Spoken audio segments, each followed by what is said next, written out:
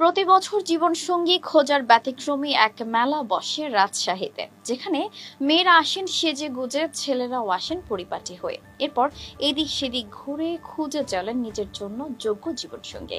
অনেকটা বৈশাখী মেলায় গিয়ে আমাদের খেলনা কেনার মতোই ব্যাপার। পছন্দ অনুযায়ী কাউকে পেয়ে গেলে শুরু হয় মিষ্টি আলাপন। দ্বিতীয় ধাপে চলে তথ্যের আদান প্রদান। অভিভাবকরা আবার যাচাই বাছাই করেন সেসব তথ্য। সবকিছু মিলে গেলে পারিবারিকভাবে বিয়ের আয়োজন করা হয় ডাকঢোল পিটিয়ে।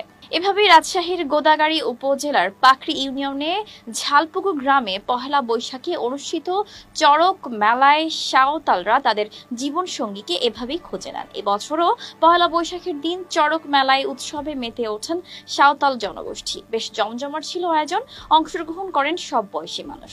তবে মেলাকে ঘিরে বাড়তি আকর্ষণ থাকে বিয়ে প্রার্থীদের মধ্যে। পছন্দ হওয়ার আশায় তরুণ তরুণীরা বেশ সেজে গুজে আসেন এই দিন। কেউ জীবনসঙ্গী পান, কাউকে আবার অপেক্ষায় থাকতে হয় পরের বছরের জন্য। মূলত পূর্বে ইন্টারনেটহীন যুগে মনের মতো বর কনে খোঁজাখুঁজি করে পাওয়া ছিল অনেক খাটুনির ব্যাপার। তাই সাঁওতাল তরুণ তরুণীরা এই মেলায় এসে বর কনে খুঁজে নিতেন।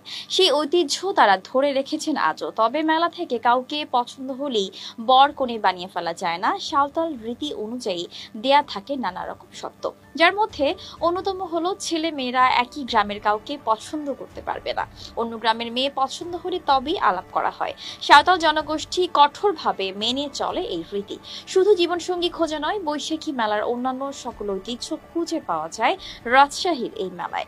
বিভিন্ন রকম খেলনা, নিত্য প্রয়োজনীয় জিনিসপত্র, বাহারি খাবার আর প্রসাধনী নিয়ে বসেন দোকানিরা।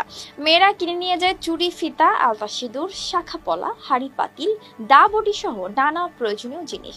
শিশুদের হাতে থাকে মিঠাই, মন্ডা আর রং বেরঙের খেলনা। জীবনসঙ্গী খোঁজা ছাড়াও পহেলা বৈশাখে অনুষ্ঠিত রাজশাহীর চড়ক মেলার প্রধান আকর্ষণ হলো কোমরে গামছা বেঁধে শিশু কিশোরদের চড়কে ঘোরানোর সময় উপর থেকে বাতাসা, ফুলের পাপড়ি ও পাতা ছিটিয়ে দেওয়া হয়। নিচে থাকা নারী পুরুষের মধ্যে সেগুলো কুড়িয়ে নেওয়া নিয়ে চলে কাড়াকাড়ি। রাজশাহীর গোদাগাড়ী উপজেলার পাকড়ি ইউনিয়নে ঝালপুকুর গ্রামে ঠিক কবে থেকে ব্যতিক্রম ধর্মী এই মেলা শুরু হয়েছিল তা ঠিকভাবে জানা নেই কারোই।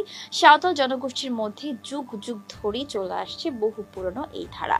তবে আধুনিকতার ছোঁয়ায় মেলা হারিয়েছে তার ঐতিহ্য। পূর্বে চৈত্র সংক্রান্তির রাতে চড়ক পূজা হতো। চাঁদের আলোয় রাত জুড়ে মাদল বাঁশির তালে তালে নাচ গান করতেন আদিবাসী মেয়েরা। ভোরের আলো ফোটার মুহূর্তে চড়ক ঘুরিয়ে ইতি টানা হতো মেলার। কিন্তু গত 25 বছর ধরে রাতের আয়োজন বন্ধ। এখন দিনের বেলাতেই চলে সবকিছু। সাঁওতালদের জীবনসঙ্গী খোঁজার ধারাতেও এসেছে পরিবর্তন। পড়াশোনা করায় এখন তাদের জীবন ধারায় ব্যাপক পরিবর্তন এসেছে। পরিচিত হয়েছেন ইন্টারনেট আর প্রিয় মানুষ খোঁজার বিভিন্ন মাধ্যমের সাথে। তাই বদলে গেছে জীবনসঙ্গী খোঁজার ধরনও, কমেছে মেলা থেকে জীবনসঙ্গী খুঁজে নেওয়ার পরিমাণও। গুরুত্ব কিছুটা কমে আসলেও পুরনো এই মেলা আজও আয়োজিত হয়ে আসছে স্বমহিমায়।